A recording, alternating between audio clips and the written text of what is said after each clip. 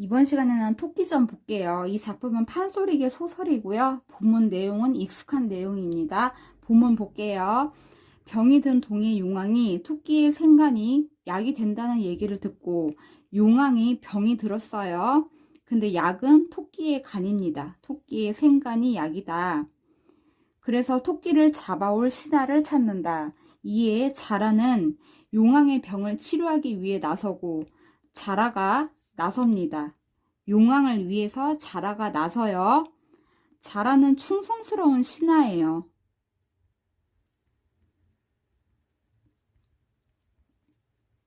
그래서 자라가 육지로 올라와 토끼를 만난다. 그리고 토끼를 속입니다. 속인다. 물속으로 가자고 꼬셔요. 물속으로 가면 벼슬을 준다고 꼬십니다. 벼슬을 줄게. 토끼는 쌩긋쌩긋 웃으며 말했다. 벼슬을 준다니까 신난 거예요. 내 형을 보니 자라예요. 형을 보니 시체 사람은 아니로다. 시체는 이 시대예요. 이 시대 사람은 아니다. 자라는 이 시대 사람이 아니죠. 용궁 사람이에요. 의량이 넓고 위인이 관우하니 좋아 보이니 남을 속이지 않을 것 같소. 나 같은 부생을 토끼가 자신의 인생을 부생이라고 합니다. 부생은 별 볼 일 없는 인생이에요. 자신의 인생을 별 볼 일 없는 인생이라고 합니다. 나 같은 별 볼 일 없는 인생을 좋은 곳에 청구하니 벼슬을 준다니 감격하기 끝이 없다. 그치만 수궁에 들어가서 벼슬하기가 쉬울 소냐 의문을 제기하고 있어요. 정리해 볼게요. 좋은 것에 청구하니 벼슬을 준다니 감격스럽다. 좋아요. 근데 벼슬하기가 쉬울 소냐 쉽겠냐 의문을 제기해요. 자라는 이 말을 듣고 속으로 웃으며 생각했다. 요놈 인지야 속았구나. 토끼가 벼슬에 속아 넘어가는구나. 자라는 흔연히 대답했다. 그대가 오히려 경력이 적은 말이로다. 그쵸? 경력이 적은 말이로다. 자라는 오래 살잖아요. 근데 토끼는 자라에 비해서 적게 살잖아요. 그래서 너는 경력이 적은 말이로다. 역산에서 밭을 가시던 순임금도 당뇨에 천자에 수선하고 끊어볼게요. 순임금은 역산에서 산에서 밭을 갈았다. 별 볼 일 없었다. 밭을 갈던 별 볼 일 없는 인생이었다. 근데 천자위 수선, 임금 자리를 물려받았다. 위수에서 고기 낚던 강태공도 주문항에 스승되고 끊어볼게요. 강태공, 고기를 낚고 별 볼 일 없었다. 근데 왕의 스승이 되었다. 사냐에서 밭갈던 이윤도 탕 임금에 아영되고 이윤, 산에서 밭갈던 별 볼 일 없는 인생이었다. 근데 임금에 가까운 형이 되었어요. 그 다음 표모에게 밥 빌던 한신도 한태주의 대장이 되었으니 한신 밥 빌어 먹었다. 밥 빌어 먹던 별 볼 일 없는 인생이었는데 태주의 대장이 되었다. 보니까 순임금, 강태공, 이윤, 한신 모두 별 볼 일 없었어요. 근데 출세를 했죠. 그러니 수부, 물속이나 인간이나 발천, 출세할 수 있는 것은 마찬가지다. 물속에서도 출세할 수 있다. 이런 거로 밝은 임금이 신하를 가리고 어진 신하는 임금을 가리니 우리 대왕께서는 용왕이에요. 우리 용왕께서는 한 가지 재능과 한 가지 지조가 있는 선비라도 벼슬 직책을 맡기시는지라 한 가지만 있으면 벼슬 직책을 맡긴다. 그러니까 토끼도 벼슬을 할 수 있다고 얘기합니다. 토끼 너도 벼슬 줄 수 있어. 이렇기 때문에 나 같은 재주 없는 인물도 나같이 재주 없는 인물 자라를 말하는 거예요. 자라가 스스로를 나같이 재주 없는 인물이라고 스스로 얘기합니다. 나 같은 인물도 주부라는 일품 자리, 벼슬 자리에 외람이 올랐다. 주부라는 것은 자라의 관직이에요. 자라의 관직, 별주부. 나도 이렇게 별주부라는 관직에 올랐다. 하물며 그대같이 고명한 자격이야. 토끼를 고명한 자격이라고 띄워주고 있어요. 수군절도사는 떼어놓은 당상이다. 토끼 너는 수군절도사 할 수 있어. 이런 높은 벼슬을 할 수 있다. 또한 신수 좋은 얼굴을 능영각 그림에 걸어두고 춘추에 빛나는 이름을 죽백에 들이우리니 이름을 남기니 떨치니 이것이 기남자의 보배로운 영광이라. 기남자는 뛰어난 남자예요. 뛰어난 남자의 보배로운 영광이다. 그러니까 토끼를 설득합니다. 물속에 가면은 수군 절도사를 할 수 있다. 이런 벼슬을 할 수 있고 뛰어난 남자들의 보배로운 영광을 누릴 수 있다. 설득합니다. 이 어찌 아름답지 않겠소? 토끼 가문 중에 시조 되기는 아무 염려 없는지라. 토끼 가문 중에 시조가 될 수 있다. 꼬시고 있어요. 꼬신다. 속인다. 근데 실제로는 토끼의 간이 필요한 거예요. 그래서 물속으로 데리고 가려고 하는 거예요. 토끼가 웃으며 말했다. 벼슬 얘기를 하니까 신난 거예요. 형의 말은 그럴듯하나 어젯밤 꿈이 불길에 꺼림칙하도다. 토끼가 꿈을 꿨어요. 자라가 말했다. 내가 젊어서 해몽하는 법을 약간 배웠으니 그대의 몽사, 꿈 이야기를 들려줘. 토끼는 어젯밤 꿈 이야기를 했다. 토끼가 이제 얘기를 합니다. 칼을 빼서 배에 대고 몸에 피치를 하니 아마도 좋지 못한 일을 당할까 염려되오. 칼을 빼서 배가 갈렸어요. 배가 째이고요. 그 다음 몸에 피치를 하더라. 이게 토끼의 앞날을 암시하고 있어요. 앞날 암시. 배가 갈려서 간이 빼앗길 거예요. 간을 빼앗기게 될 겁니다. 그 앞날을 암시하고 있어요. 아마도 좋지 못한 일을 당할까 염려돼요. 그래서 토끼는 흉몽으로 생각하고 있어요. 토끼는 흉몽으로 생각한다. 자라는 토끼를 책망하며 말했다. 아주 좋은 몽사를 가지고 공연히 고민하는구려. 배에 칼을 댔으니 칼은 금이라 금띠를 띌 것이오. 자라는 칼을 금띠로 해몽합니다. 칼은 금띠야. 그리고 몸에 피치를 했으니 홍포를 입을 징조라. 피치를 홍포로 해석합니다. 홍포라는 것은 관복이에요. 그러니까 자라는 칼은 금띠고 피칠은 관복, 좋게 해몽하고 있어요. 이 어찌 공명할 길몽이 아니겠소. 길몽이라는 뜻이에요. 길몽이다.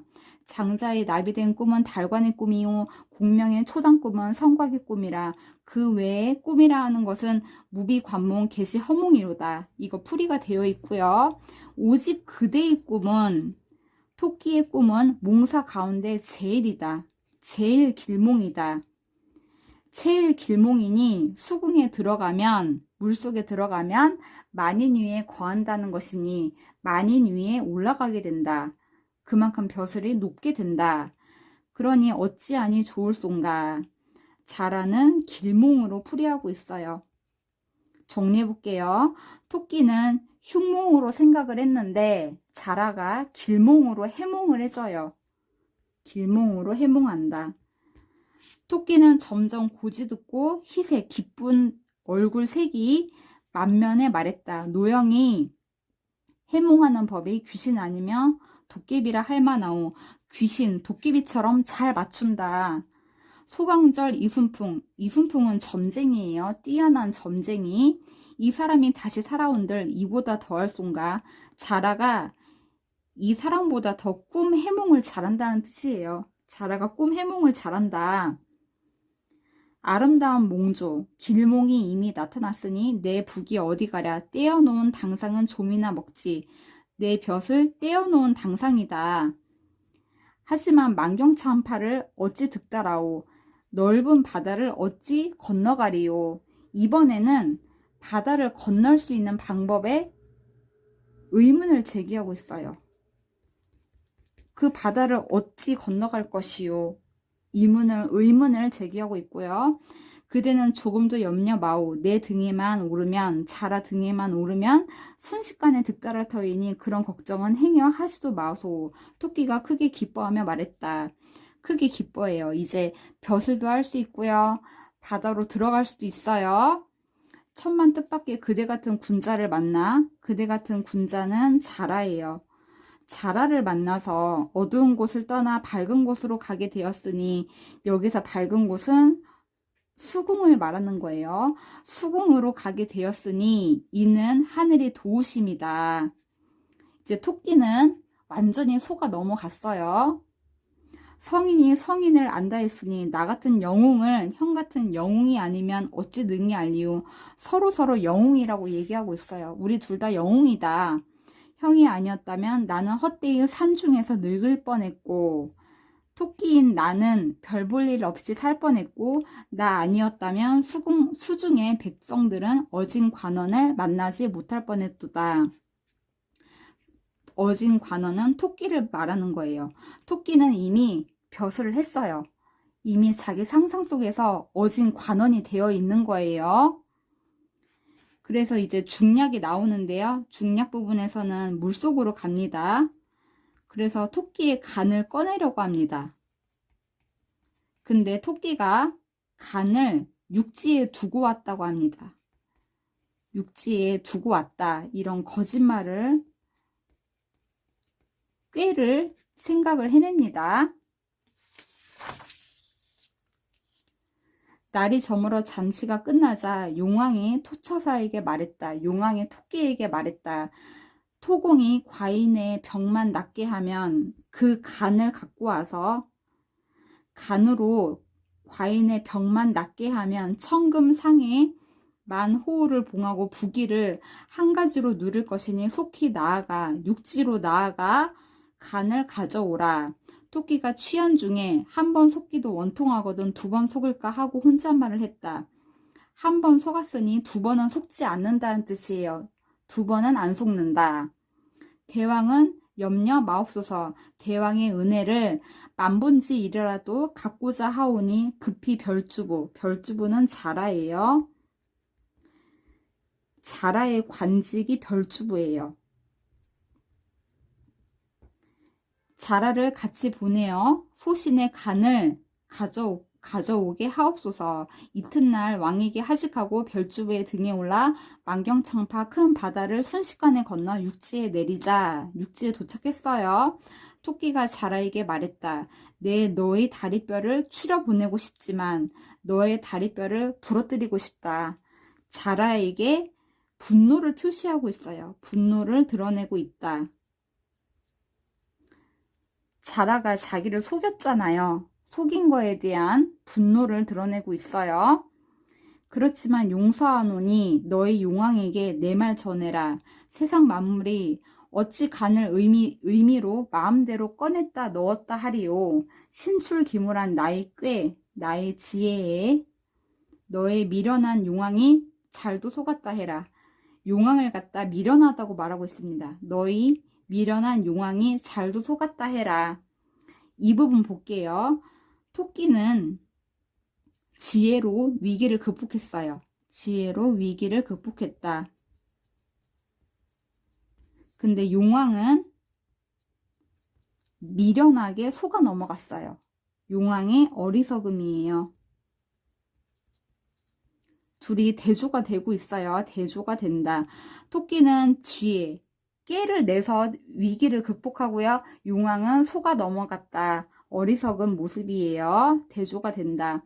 자라가 할 수 없이 뒤통수를 툭툭 치고 무료히 돌아갔어요. 무료히 돌아가니 용왕의 병세와 별주부 자라의 소식을 다시 알 길이 없더라. 여기 볼게요. 용왕의 병세, 별주부의 소식을 다시 알 길이 없더라. 여기는 서술자의 개입이에요. 서술자의 개입. 그래서 후일담을 제시하고 있습니다.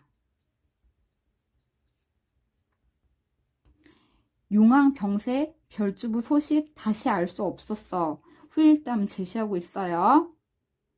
토끼는 별주부를 보내고 희익 낙낙하며 너른들에서 이리 뛰고 저리 뛰며 흥에 겨워 말했다. 여기까지 이제 정리를 해볼게요. 토끼는 벼슬에 대한 욕심이 있었어요. 벼슬 욕심. 이거는 헛된 욕심이에요. 이것 때문에 위기에 빠졌습니다. 그치만 지혜를 발휘해서 위기를 극복했어요. 지혜로 위기를 극복했다. 그 다음 자라와 용왕을 볼게요. 소가 넘어갔어요. 그래서 어리석고 무능한 모습을 보입니다. 무능함. 소가 넘어갔다. 어리석고 무능함. 그 다음에 토끼는 서민을 드러냅니다. 그 다음 자라와 용왕은 지배층을 드러냅니다.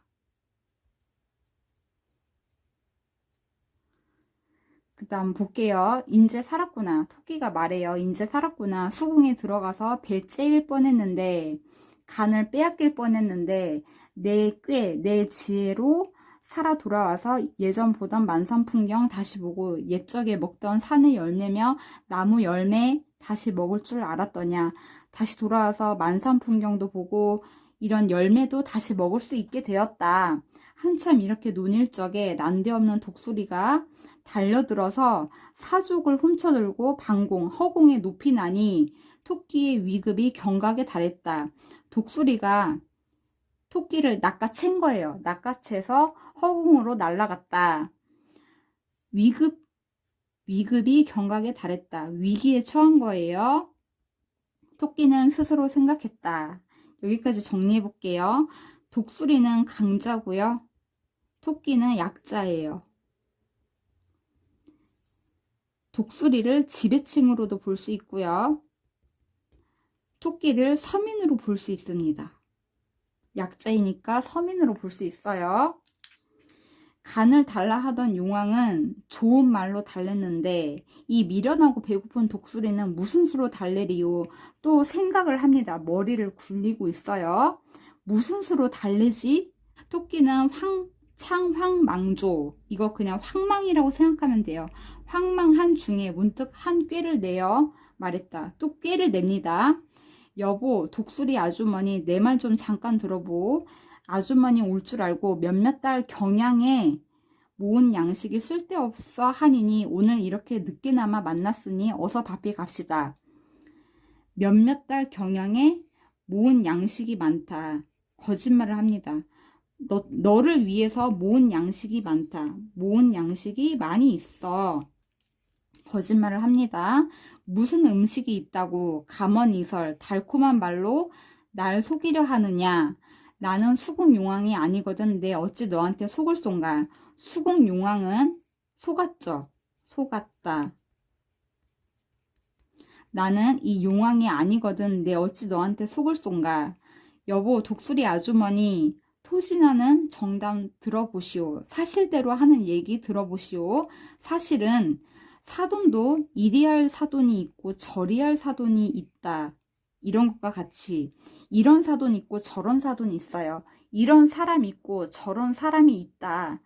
그런 것과 같이 수부의 왕, 용왕은 아무리 속여도 다시 못 볼 사이지만 용왕은 물속에 있어요. 물속에 있으니까 다시 못 볼 사이지만 우리라고 하면 토끼와 독수리예요. 토끼 독수리는 종종 서로 만날 사이건을 어찌 감히 속이겠소. 토끼와 독수리는 육지에서 살아요. 그래서 종종 서로 만날 사이건을 어찌 감히 속이겠소. 속일 수 없다는 뜻이에요. 독수리 너는 속이지 않는다. 건넌마을 이동지가 납제 사냥하느라 나를 심히 놀래기로 그 원수 갚기를 생각하더니 금년 정 2월에 그 집 맞배 병아리 40여 수를 둘만 남기고 다 잡아왔소. 병아리 40여 수를 잡아왔다. 그러니까 나한테 병아리 40여 마리 이 정도가 있다. 먹을 게 되게 많다.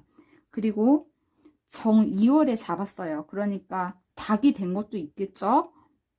나한테 병아리, 닭 이런 거 엄청 많다. 잡아서 엄청 많아. 먹을 게 많다고 얘기하고 있어요. 또 제일 요긴한 용궁에 있던 꾀 주머니도 4개 있으니 꾀 주머니라는 게 있다고 또 얘기합니다. 꾀 주머니가 뭐냐면 아주머니는 듣도 보도 못한 물건이오니 가지기만 하면 조화가 무궁하지만 꾀 주머니는 갖고 있으면 조화가 무궁하다. 근데 4개는 다 부당한 물건이오. 나한테는 필요 없다. 아주머니에게는 모두 기묘한 것이니 꾀 주머니는 기묘한 것이다. 나와 함께 어서 갑시다.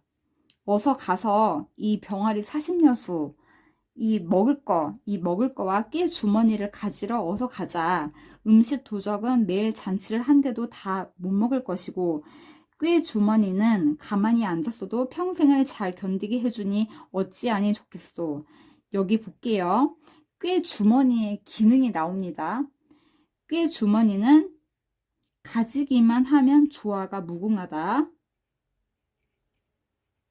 그 다음에 독수리에게 기묘한 것이다. 그 다음에 꾀 주머니는 가만히 앉았어도 평생을 잘 견디게 해준다. 조화가 무궁하고 기묘한 것, 평생을 잘 견디게 해준다. 꾀 주머니의 기능을 들어서 설득하고 있다.